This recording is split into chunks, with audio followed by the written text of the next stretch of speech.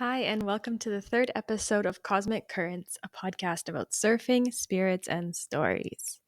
If we haven't met, hi, I'm Leah. I'm an empowerment mentor based out of the small surf town in northern Peru. So today I ended up having such a fun surf. It made me so happy. Supposedly it's flat, and I mean, it was not flat. So I had no expectations, and those are always the best sessions. I was like watching the camera for a while and decided, I'm probably not going to go today. And then a friend called and she said she was going. So she's like, if you can be ready in 5 minutes, like, let's go. So I hopped in her car, off we went. She's leaving tomorrow for a couple of weeks. So I was like, I'll just go to hang out with her, whatever. We get there, it looks like small and fine, but like there's something. So we get in the water, and just as we get in, after a few minutes, I don't know, 10, 20 minutes, people start getting out. And in the end, we're like, for most of the session, we were like 5 people in the water. We all knew each other, and the waves were just like a machine. Like they would just, I mean, the wave that we surfed is kind of like this anyway, but just when it happens on a day where you have no expectations, it's just the best. So it was just like you'd go wait at the back, a set would come, you'd surf to the beach, paddle back, everyone was taking turns, and then you'd get your wave again, and it was just like everyone was just like complimenting each other and cheering each other on, and it was just fun. And generally I have this goal when I surf, and it might not be like the healthiest thing, but it's also how I kind of judge how long I've been in the water. But I like to surf until failure, like when I have the time also. But like I like to surf until I physically cannot pop up anymore, or like that it gets really difficult, or like something starts to get wonky, or like I can't even reach the wave anymore. That's when I know I'm done.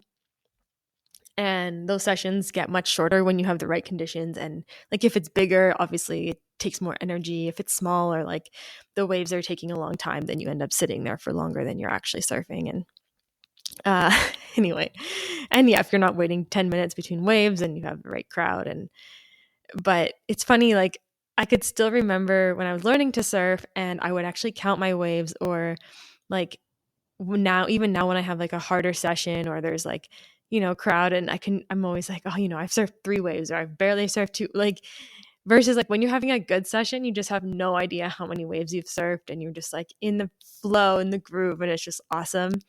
And that's just the essence of surfing that I absolutely love. So today's session just made me so happy. It's like, yeah, sessions like today's um probably give me like the best results that I could really ask for as a surfer. Like you're just out there in flow, smiling, feeling great. It's a Tuesday at like noon, and this is how I get to spend my time. It's like, and with one of my best friends in the water too, and it's just like so nice. And this isn't something I take for granted. And actually the other day I was putting a photo in my stories of myself surfing, and I had no idea like exactly when it was taken. Like I know it was like maybe a month ago. um I just got the photos recently. um and I didn't know like what day of the week it had been taken. Like couldn't remember if it was like really a swell, or just like I don't know what. I didn't really know. I didn't have any real details about the session. And I just think like, how crazy is that this has just become part of my normal life. Like it's just so yeah, like it's just so normal, which is, it's just interesting because this is not the lifestyle I grew up with at all. And of course every session is different and challenging in its own ways, but this is, yeah, just the norm. And I don't actually know if everybody finds it so difficult to learn how to surf. And even now, like there are things that I struggle with that I feel like I should be better at, and yet at the same time, I think it's all just one process, like one continuous process or journey, and that there's obviously always room to improve. And it reminds me, the other day I was teaching a yoga class, and it was a smaller class than expected. And normally when I teach, if I teach a small group, I'll usually ask like, is there anything you guys want to practice? And this one guy was like, headstand. So I was like, okay. And when it came time to teach it, I was like, okay, we can do it now. And I go, okay, my only rule is that you don't jump into it. And any sort of like inversion or balance, hand balance, like that's, anyway, I'll explain why. So I was like, why my one rule is you just don't jump. So of course, this class was also almost all guys. And one guy just like puts his head down and jumps, springs off his toes, like, and he just tries to catch his balance in this wobbly headstand. And I swear there's always one person in every class that does this. And honestly, I think it's a huge problem on and off the mat. So, like, let's just say someone kicks their legs up into the air and manages to get them somewhat over their hips, and it just looks like they're in a headstand. What has actually been accomplished? Literally nothing.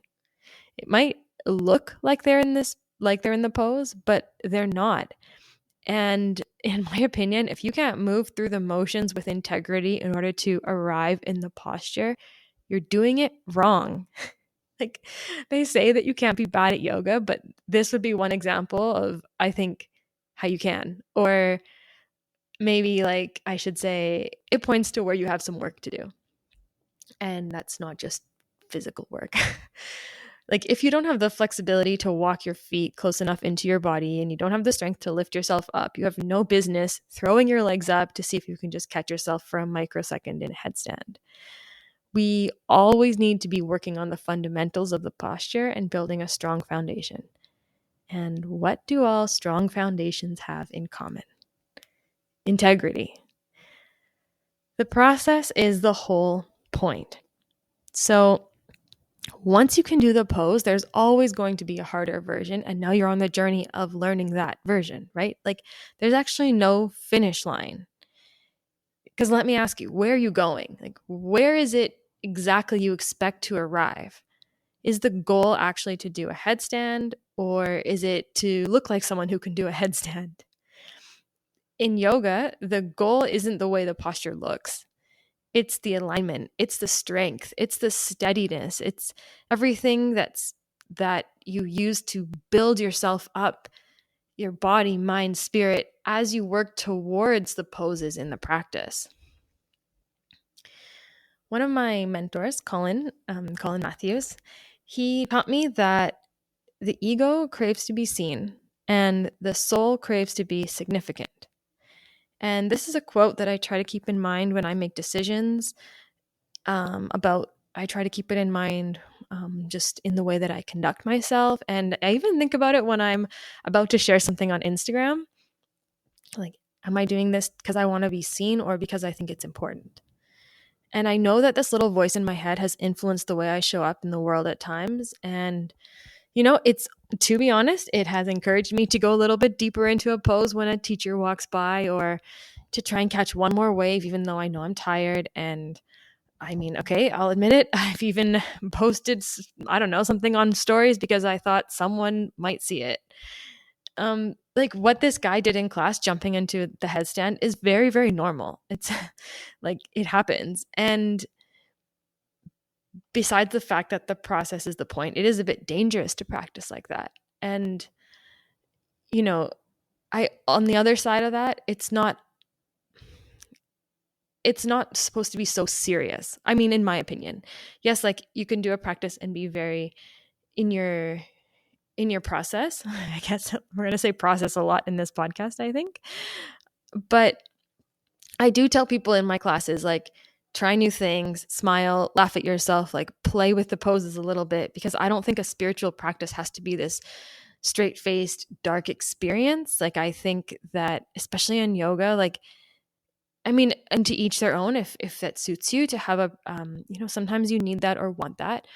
But also sometimes I think we can get very like in our heads about the way something's supposed to look, and we get a little disconnected from how it feels. And yeah, so I think it is okay to like play with stuff. I just also don't think we should be like throwing ourselves into poses we have no business doing. And I mean, obviously it is on me to, as the instructor, to communicate that.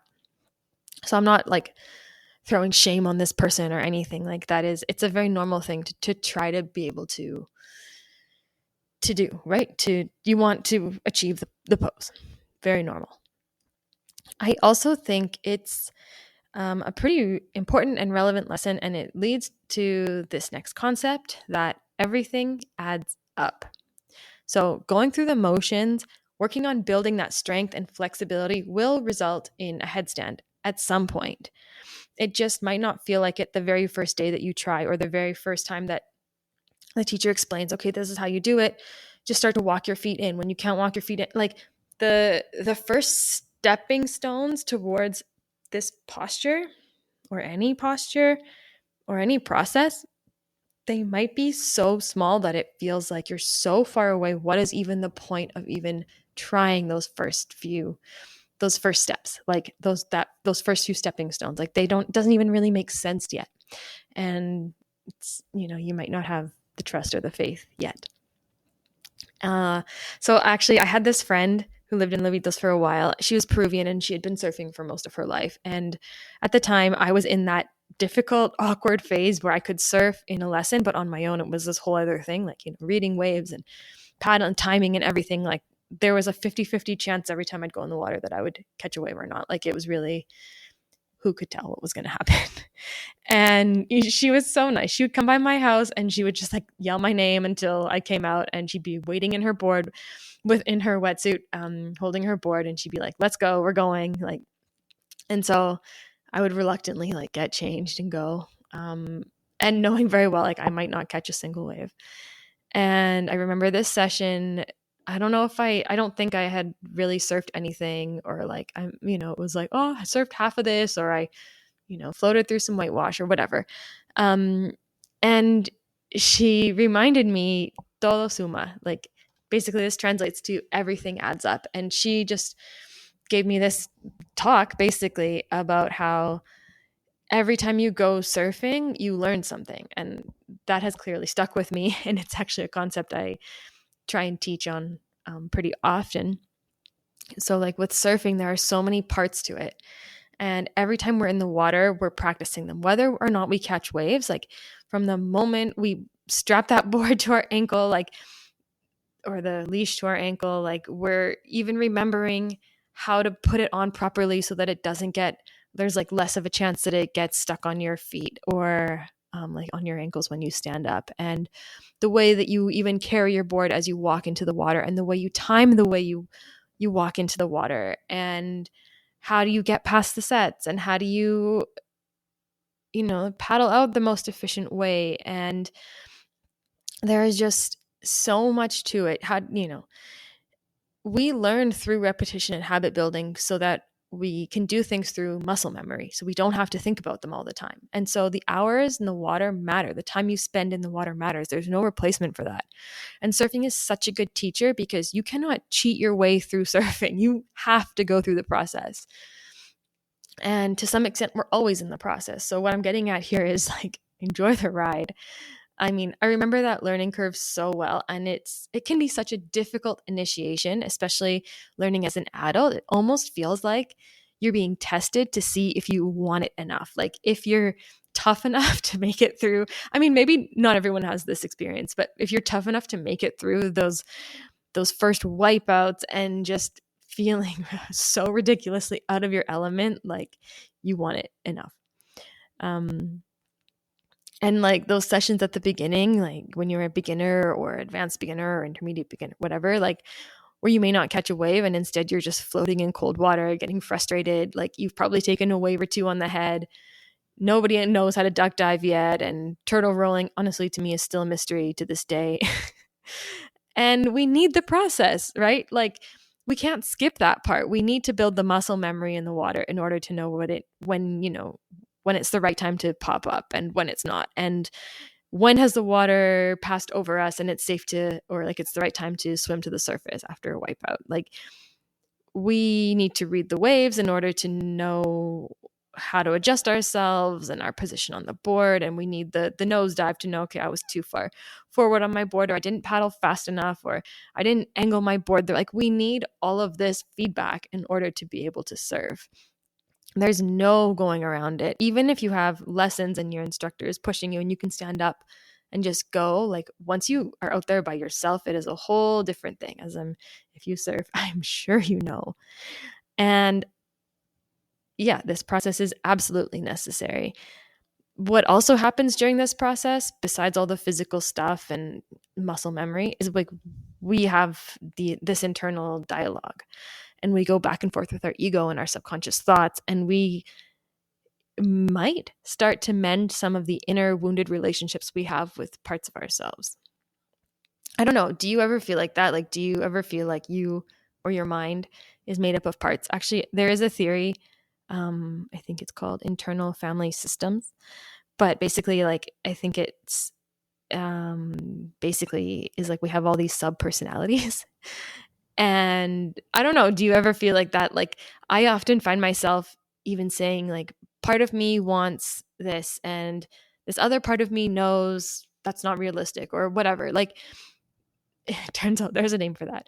But the point is, if you notice that, even if you don't, like, even if you just, can start to see how your mind starts to go off, you can start to become the observer of that. Like, you don't even have to solve that problem. You can just actually take yourself out and be like, oh, wow, like that thought came up. Where did that come from? And it's cool. And it's a reminder to not believe everything we think, right? Like, not everything we think is actually true.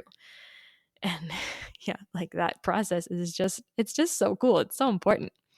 And it's everything. Like, if we could just do everything on the first try, what would we learn? How would we grow? Like, these sort of things would never become apparent to us. I mean, maybe we would be able to just like enjoy being in a headstand or just be able to enjoy surfing immediately. But also, I think part of the fulfillment comes from the work that you put in and the things you had to overcome in order to be able to reach that peak experience. So I guess without the process, maybe there's less authenticity, less integrity, less maybe relationship building, maybe with yourself, with the ocean. And it's kind of like taking advice, or would be like taking advice from someone who has never actually overcome the problem you're dealing with. Like, I remember when I was learning how to surf, and even now when I'm still kind of scared of sets that are a certain size or whatever, and you have people who are just like, what are you afraid of? It's just water. And it's like, that's really the least helpful thing you could say. Like, it's like, what are you afraid of is kind of helpful. Then you can actually start to like think about it. But when you're learning something, you want to learn from somebody who knows what you're going through, or who has overcome what you're going through. So I think without the process, there's less of that. And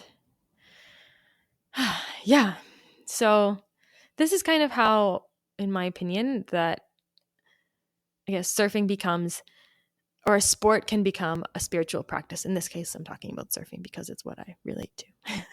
It's probably why you're listening as well. I'm not saying like surfing is its own religion or anything. I just think it can be a tool for self-awareness, and I'm sure it can be applied to other activities and sports. But one thing surfing has that other sports, or not that I know of in the same way, or I haven't experienced it, but I mean, like, I always say, like, surfing is okay. The element of surfing obviously is harmonizing with the ocean in a way that other activities, even if they are in nature, they just don't require that same harmonization.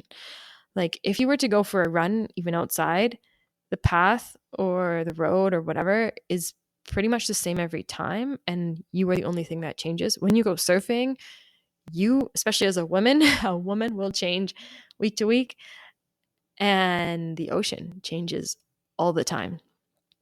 And it's actually funny, when I first moved to Peru, I thought I would pick up surfing the same way I did snowboarding. Snowboarding's outside, you're on a board.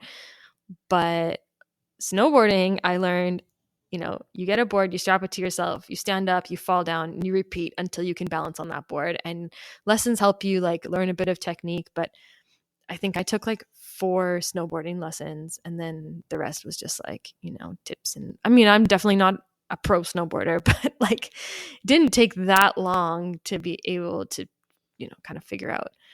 Whereas like Surfing just isn't like that. And I think a lot of people compare the two, but it's just not. When you fall in snowboarding, you just get back up and keep going.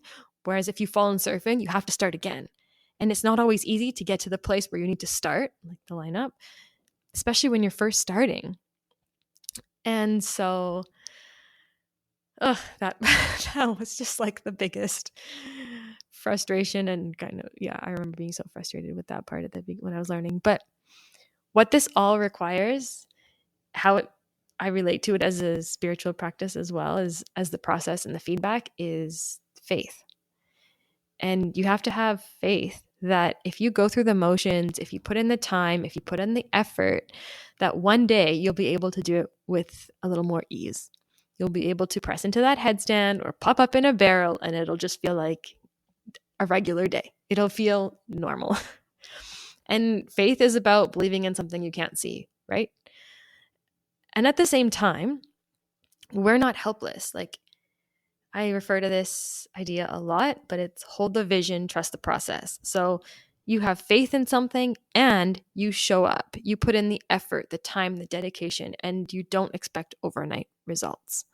It's like even with prayer, you have faith, you can't see it, it's an energy, and you do it. And I don't think people expect their prayers to come true overnight. It's something that they do. It's a practice, right? Just like surfing is a practice, just like yoga is a practice. So if you are going through a process right now, whether that's learning to surf, it could even be a breakup, or maybe you're working through some just like, I don't know, let's call it inner stuff. Maybe you can see if you can find some gratitude for the opportunity to move through this like messy middle or this like cocoon phase. And like, yeah, see if you can almost enjoy it. Like, it's not hopeless. You're not stuck. You're just learning. You're growing. You're transforming. And that is not easy. Like, think of any animal that, transforms. I mean, I guess you could think of the cocoon and the caterpillar to a butterfly, or, the turtle hatching out of its egg. And then, like, it's a whole process. And it's not, another one I like to think of is when you pull a weed from the ground. It's like there's resistance because that weed or that plant is like so rooted and it's comfortable there and it's made its little home. And then you're like pulling it out because it's poisonous or whatever. And doesn't matter why you're pulling it out. It's toxic, let's say. And it's not the right thing, whatever. You're pulling it out and there's resistance, right? And then finally you let go, or it lets go. The roots become dislodged. You pull it out. It's all messy. There's dirt everywhere. And then there's just this hole. And then you have to fill that hole. And it's okay. Like, that's hard. But is it worth it? Absolutely. Especially if you move through your process with integrity. So the process is the point, no matter which process you're going through. So let's go back to the headstand example. So once you press up with control into a headstand, there's going to be another version of the headstand, and that's going to become the next goal, right? So maybe that, like what I mean by that is like, then you can do like, I don't know, lotus pose with your legs or split your legs, or there's different variations, or maybe you're moving on to forearm stand after that. Like, there's so many different things, right? Like, there's always going to be a harder version. And so, like, if the process is the point and there's not anywhere to be, why even try? If it just gets harder, like, why bother? And the thing is, like, as you go through any process with integrity, you're going to be able to do harder things with a little bit more ease. It's like in surfing, as you get better, the bigger and steeper waves become more fun, not more difficult. Even though they are more difficult, it just doesn't feel like that. And then you've built the strength to be able to paddle into them versus like just being, if you learn to surf just by being pushed onto a wave or using a like giant board, and then you'll never be able to actually surf a wave with integrity if that's like your process, or like that's what you think surfing is. Like, you have to at some point break away from your instructor and do it yourself. So clearly this concept is very important to me, and I do talk about it a lot. And I think it's because, like, I think so often we think the process isn't important, like that it's just something we have to rush through in order to reach a goal or be able to do a skill. And like, actually, today, this is kind of kind of contradictory actually, but like today the surf was so fun. And somebody complimented me on my surfing and saying like, you're doing really well, you're um dropping your pop-up is looking really good, you're dropping down the wave like the turns are good, like the bottom turn is good, and then you're coming up, but then once you're at the top of the wave you're kind of like braking, and what you should actually do is try to keep accelerating so that you can like make a steeper, like harder turn at the top. And that was like obviously helpful and cool because it shows like this person thinks that my level is getting better and that with my level I'd be able to do this maneuver.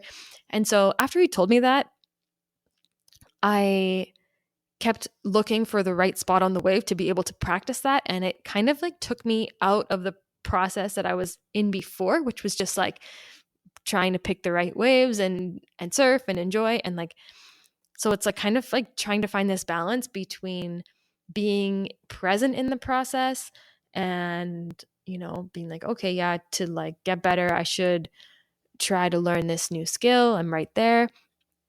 But also, when you're like, for in that example, when I was just like focused on finding the right spot in the wave to practice this, I was kind of like not as present with the part of the wave that I was currently on.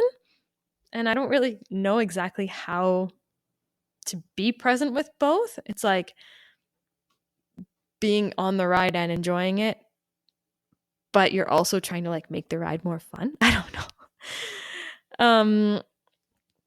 So yeah, I don't know, that it did kind of like take me a little bit more into my head and less into like just going with the flow or whatever. But then like, once, I guess it's helpful because once I eventually, when I practice that enough times, then that maneuver will eventually become more natural. And like when that part of the wave presents itself, I will be able to just like do that turn, and it won't be like this thing that I have to really overthink. But it did become like more of a focus.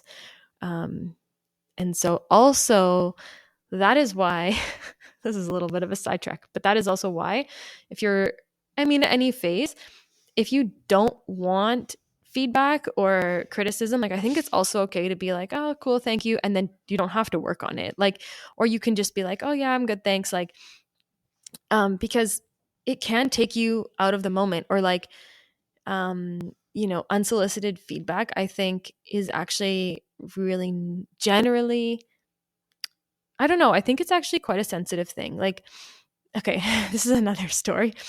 A month ago, I went surfing and I paddled these two waves, and I missed both of them. And I missed them because the wave was, it was high tide, so the wave was quite fat, and I just didn't get in front. I wasn't far down in front of it enough. And I looked at this guy who was like sitting on the outside, and I was like, oh, like the tide is really high, don't you think? And then he was like, and this was in Spanish, and he told me, you have to paddle with confidence. And I just looked at him like, what? Like, he's not from here. He doesn't know me. Like, he doesn't know my history. He doesn't know anything about me. And he's just telling me, like, giving me this feedback. And it wasn't like a super big wave or anything, but, and I just looked at him, and he looked at me, and he goes, I didn't say anything because I was just like kind of in shock. And I didn't want to just like snap at this dude. And then he just says it again, but like slower with hand motions. Like he assumed that I just didn't understand what he was saying. So then I stopped him and I said, no, I understand you, but you don't have to tell me how to paddle. I surf here all the time. Like, I don't know. And I could just see his face like drop, and he was like, okay, sorry. And I didn't like yell at him or anything, but I definitely did say like, no, thanks. Like, I'm good. Thanks. Because also, and then after, of course, I was overthinking, like, should I just have said like, cool, thanks, whatever. But I actually think that's really bad practice to tell someone you don't know what they should be doing. Like, that guy doesn't know me. He doesn't know if, and this is maybe like a bit, sensitive, but like that guy doesn't know if this is my first surf after having a baby, or is this my first surf back after breaking my shoulder, or like, don't know, like after a trauma, like maybe I'm working through something, maybe I'm tired, maybe like you don't always have to be in that you don't always have to have the capacity to receive feedback. Like it's also fine if you just want to go out there and just enjoy, like just be in your own process and just enjoy and not have to always be worried about leveling up and yeah, and like getting to this next stage. Like it's also okay to just enjoy where you're at. There's nothing wrong with that. There's no rush. And I think part of me actually really wants to understand why it feels like we just have to rush through life. Like why do we have to just get as good at something as possible, like as quickly as possible? And why do we have to try to automate everything and just be as efficient and productive as possible? Like, why? Why can't we just do things slow, with purpose, with feeling and intention? And, or like, I guess we could do both, but I just feel like there's more value put on if you can learn something fast and if you like I don't see anything wrong with just enjoying the process. Like we don't always have to like size down our board as quick as possible or get into that pose as quick as possible. Like why can't we just be present and enjoy the process? And is it like what is it that we're searching for when we get into this like need, this dissatisfaction? Like is it we need more adrenaline or more dopamine or more stimulation or more intimacy, more friendships, more partners, more followers, more attention? Like what is it that we're really searching for when we're like ourselves outside of the process? Or maybe like what we actually need is just more authenticity, like just a little bit more space to be who we are and embrace that, and maybe just feel comfortable with being seen as we are and having people actually know us as we are. And I don't know, maybe this feels like it's unrelated, but I think when we go through a process, we get really familiar with the energy of whatever it is we're doing. Like we get to know it on a much deeper level. And that's when the real teachings come through. Also, when the relationships are built. And when I say relationships in terms with surfing, at least, I mean the relationship with the ocean, the relationship that you have with yourself. And actually, this kind of reminds me of, you know how they say that people who are kind of like afraid of true or deeper intimacy and or like having a true connection, like people who avoid that are people who actually have the most friends because they won't let anybody get too close. So they maintain a lot of very superficial relationships, and in that way they feel validated, but they also can like just spread themselves really thin. And I think that I don't know, to me that is a very inauthentic way to be. And no one can be good at everything. Like, and it's like you can't be that invested in that many relationships, right? And I'm talking about friendships or relationships of all kinds. Like we can never have it all. So in my opinion, whatever we do, we should do with integrity, and that's going to look different for everyone. So hold the vision, trust the process. I will leave you with that for today, I think. I hope that it's left you with maybe a renewed feeling of connection to something that you may be struggling with, or something that you want to cultivate a deeper connection or relationship to. And maybe it just gives you permission to do things in your own way, at your own pace. And I mean, above all, enjoy the process. And if you'd like any additional support, you can reach out to me at hello@leadonatello.com or on Instagram, leah.donatello. I have private and group mentoring options available, as well as a surf and yoga retreat here in Loitos from November 17th to 24th. Wow, that was we went through a process. We went on a journey. Anyway, I'd love to know what you think, how this resonates with you. So you can leave a comment or reach out to me through email or Instagram or wherever. And yeah, take care. And until next time, buenas olas.